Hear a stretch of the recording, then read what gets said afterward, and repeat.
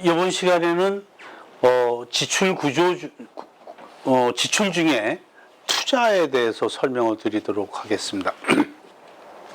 전 시간에 이제 소비가 현재를 위한 지출이라고 하면 투자는 이제 미래를 위한 지출이라고 말씀을 드렸었는데, 말씀드린 대로 지역 내 총생산은 지역 내 총생산에 대한 지출과 당연히 같지요. 그걸 100이라고 할 때 소비 지출이 말씀드린 대로 70이고 투자가 30 정도가 됩니다.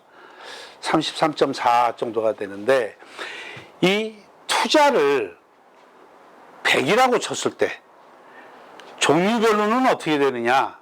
100이라고 쳤을 때 건설 투자가 50 정도 됩니다. 그러니까 30에 50 정도 되고, 그 다음에 설비 투자가 30 정도 되고, 나머지 지식, 재산, 생산물 투자가 17, 그리고 재고 4, 뭐 이런 정도 돼요. 그러니까 그냥 크게 나누면 여기가 50, 30, 뭐 한 15, 뭐 이런 정도, 이렇게 구분이 되어 있다. 그 다음에 건설 투자는 세 가지로 나뉩니다. 주거용, 그러니까 집, 아파트 뭐 이런 거. 인천은 주거용 투자가 그동안은 굉장히 많을 수밖에 없죠. 경제자유구역 세 군데 집진 것만 해도 엄청나잖아요. 그거 다 짓고 나서 그 다음에는 이제 구도심 개발한이라고 지금 뭐 미추홀이다 뭐 엄청나게 지금 또 아파트 단지가 들어서고 있잖아요. 그 주거용 건물, 비주거용 건물은 우리 얘기 아까 말씀드렸던 대로 아시안 게임을 한달치, 그 다음에 이런 건물들이고, 그 다음에 토목은 주로 우리가 SOC, 사회간접자본 시설 얘기하는 거예요. 이 중에 부가가치를 내는데, 소위 GRDP를 늘리는데 기여하는 게, 가장 기여하는 게 어떤 거겠냐 하는 거죠. 공장용 건물, 당연히 기여를 하겠죠. SOC, 그런데 아파트, 이거는 건설 투자긴 한데, 그러니까 미래를 위한 거긴 한데, 실제로 쓰면 거의 쓴 걸로 끝나버리잖아요. 다시 잘 안 되죠. 그러니까 가급적이면 비주거용 건물이나 특히 토목에 투자가 많은 게 좋은 거죠. 자, 설비 투자. 이거는 이제 건물을 하는 데고, 설비는 기계를 들여온달지, 뭐 자동차들이 온달지, 뭐 이런 거예요. 그래서 크게 나누면 운수장비. 운수장비의 제일 큰 게 뭘까요, 인천에서? 비행기. 비행기가 뭐 비싸니까 우선 뭐 몇 대만 들어와도 확 달라지는 거고. 그 다음에 인천에는 바퀴가 많은 차들이 많잖아요. 그런 중장비, 이런 것들. 그 다음에 선박 뭐 몇 척 들어오면 확 달라지죠. 그러면 이제 그 다음에 기계류인데, GRDP 증가에 기여하는 거는 어느 겠냐는 거예요. 운수장비하고 기계류 중에. 비행기, 물론 운수업으로 할 수 있죠. 근데 기계류는 제조업뿐만 아니라 서비스업에서도 기계류는 GRDP 증가에 크게 기여를 하죠. 그러니까 같은 값이면 기계류 증가가 좀 많은 게 좋죠. 자, 지식재산 생산물.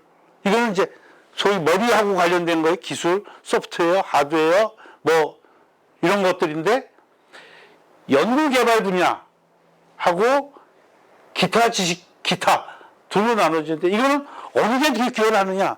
이거는 어느 거라도 다 기여를 하지요. 그러니까 어느 거라도 많으면 좋은 거죠. 재고는 뭐 별 이렇게 뭐 작은 데다가 별 기대를 안 하고요. 이렇게 그 투자 구조가 인천은 지금 이런 식으로 되어서 이렇게 구성이 되어 있다는 말씀이고요.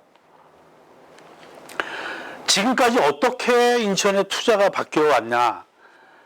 총 투자를 보니까, 그러니까 지역 내 총생산에서 차지하는 그 투자의 비율이 이렇게 왔다가 이렇게 왔는데, 그 사이에 전국의 투자 비율은 이런 식으로 왔어요.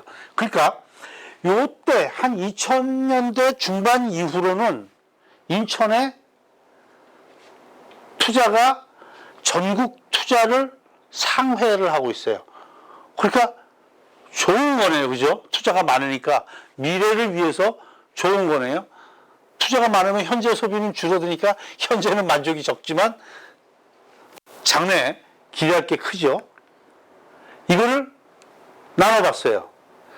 건설, 설비, 지식재산, 재고 해갖고 전국과 인천을 한 거예요.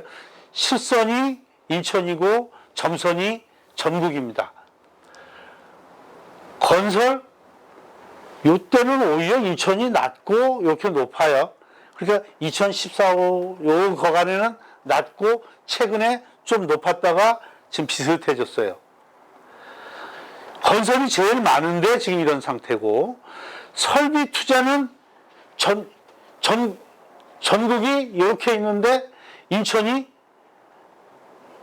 전국보다는 계속 높여왔어요. 설비 투자는 아까 말씀드렸죠. 운수 장비하고 기계류라고 이게 전국보다 높게 왔어요.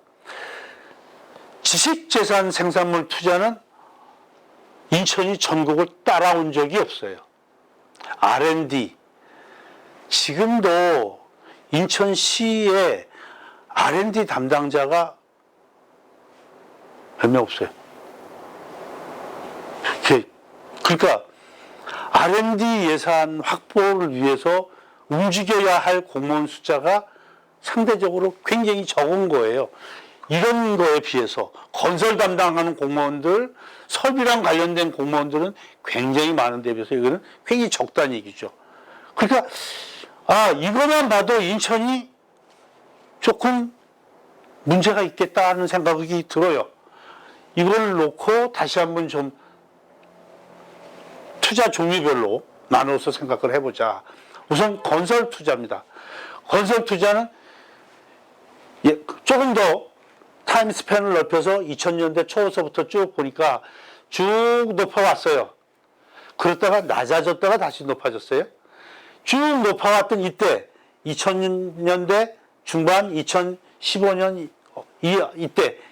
왜 이럴까요? 건설 투자가 왜 이렇게 많을까요? 여기에서 보니까 주거용 건설 투자가 이때 이렇게 많았어요. 이때까지. 그러니까 이게 경제자유구역 건설 시기예요. 이때 엄청난 건설 투자가 있었죠. 그래서 그 붐이 일단 스톱이 된 게 2014, 15년 이때 오면서 그때 인천에 14, 15년 요때는 이제 비주거용 건설 투자가 오히려 전국 평균을 상회하면서 이렇게 왔어요. 자, 아까도 말씀드렸지만 어떤 게 GRDP에 더 크게 기여를 하느냐.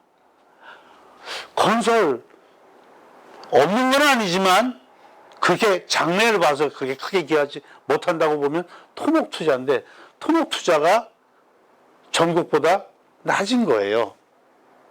그래서 SOC 투자, 요즘은 SOC 투자가 요새 이제 생활형 SOC 투자 뭐 이쪽으로 이렇게 이름이 바뀌어갖고 SOC 투자에 그렇게 크게 안 하는데, 인천은 특히 뭐 요 근래에 봐갖고 무슨 기공식 뭐 이런 거 참 많지 않잖아요.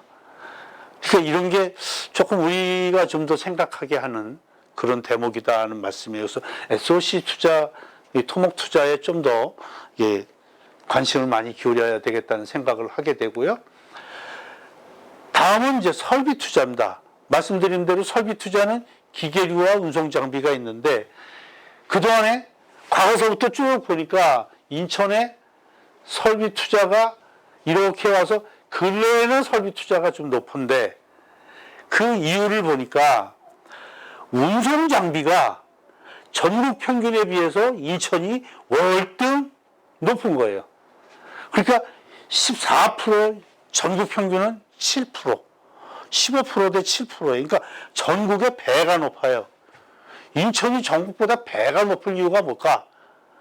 공항, 항구.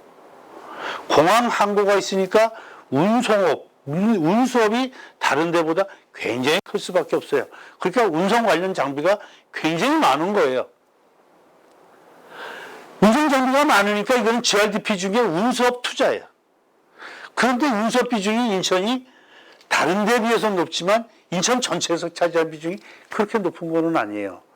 제조업이 훨씬 높은데 제조업, 서비스업에 들어가는 설비 투자, 기계 비용은 전국 평균을 거의 하회하고 있는 거예요. 그러니까 기계가 없으면 뭘 해요? 사람 몸으로 해야지. 땅을 파는데 사람이 삽으로 파는 거하고 포크레인으로 파는 거하고 상대가 안 되잖아요. 우리나라가 북한보다 1인당 소득이니 뭐 이런 게 훨씬 높은 이유가 뭐냐면 저 사람들은 설비가 없어요. 그러니까 저 사람들 무슨 운동한다고 그러면 뭐 이렇게 하고 들고 뛰고 미고 뛰어요. 우리는 건설 현장 가면 사람을 못 봐. 기계만 띠그덕 왔다 갔다 하고 뭐 이게 왔다 갔다 하지 못 봐요. 그러니까 1인당 생산성이 얼마나 크게 차이가 나겠냐는 거예요. 이게 북한하고 우리를 비교하는 게 아니고 전국과 인천을 비교하는 중이에요, 지금.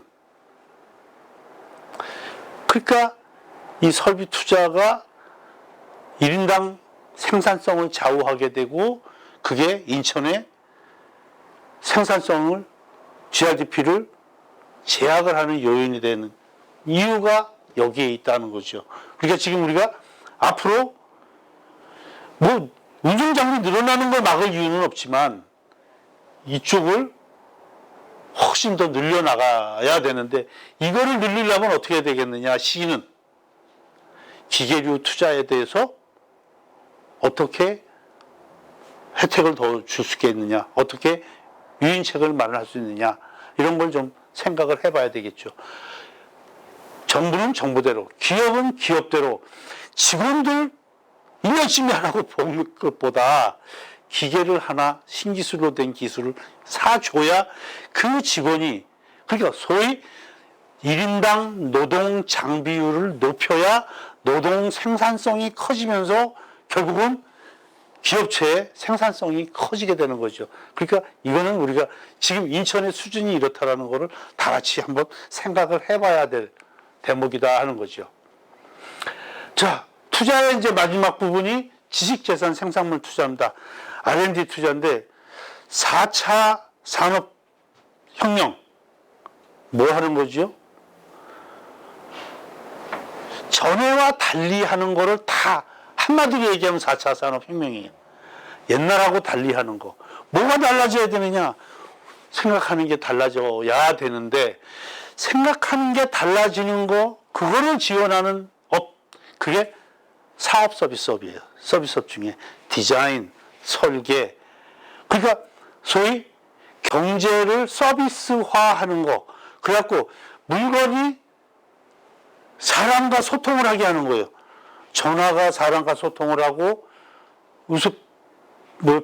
밥 짓는 것도 사람이랑 얘기를 계속해요. 그 사람이 뭐 하면 뭐 사람을 시켜요, 거꾸로. 이런 게 전부 다 지식재산 생산물인데 이게 투자가 되지 않고 앞으로 생산성을 크게 기대한다는 것은 불가능해요. 이게 인천이 전국에 비해서 떨어질 뿐만 아니라 격차가 커지고 있으면 이건 심각하지 않냐는 얘기예요. 연구개발뿐만 아니라 하드웨어, 소프트웨어 도입에 있어서도 전부 떨어지는 거예요. 전국 평균보다. 그러니까 지금 우리가 현재 문재인 정부에서 가장 강력하게 추진하는 정책이 한국판 뉴딜인데, 뉴딜이 나누어서 인천에서 지금 인천형 뉴딜이라고 그래갖고 또 3가지 파트로 뭐 3+1 해갖고 4가지 파트로 하고 있어요. 디지털 뉴딜이 됐건 그린 뉴딜이 됐건 바이오 뉴딜이 됐건 이거에 기반에 깔려져 있어야 되는 거는 이거예요. 그런데 이게 떨어져 있으면 뭐를 어떻게 우리가 해요? 지금 한국형 뉴딜 정책이 보면 과거와 달라져야 되는 거예요. 과거와 달라지는데 이거를 수요 측면에서 볼 수 있어요. 그러니까 가령 뭐 수소차, 전기차, 내가 수소차를 사야 되겠구나, 전기차를 사야 되겠구나라고 생각하고 혁명의 우리 뉴딜 정책에 따라갈 수 있지만 다른 한쪽에서는 수소차 내가 만들어야 되겠구나, 전기차 내가 만들어야 되겠구나, 풍력발전소 내가 건설해야 되겠구나, 공급 쪽에서 볼 수 있어요. 우리가 수요 쪽에서 따라가야 되겠어요? 공급 쪽에서 따라가야 되겠어요? 인천이. 공급 쪽에서 따라가야 그게 인천의 부가가치가 돼요. 그렇게 가자면 얘가 뒷받침 안 되면 연구 개발이 안 됐는데 뭘 어떻게 만들고 어떻게 따라가고 공급을 하겠어요? 사오는 수밖에 없잖아요. 우리나라가 지금 디지털 분야, 뉴딜 분야, 그린 이쪽 분야가 다 세계 최상급의 기술을 갖고 있어요. 우리나라가. 그런데 인천이 거기에서 떨어진다고 하면 우리 인천이 이 부분에서 얼마나 박차를 가하고 따라가야 되겠느냐 하는 내용입니다. 자, 이렇게 해서 인천의 투자를 세 가지 분야를 나누어서 쭉 설명을 드리고, 그래서 지출 구조의 소비와 투자까지를 모두 설명을 드렸습니다.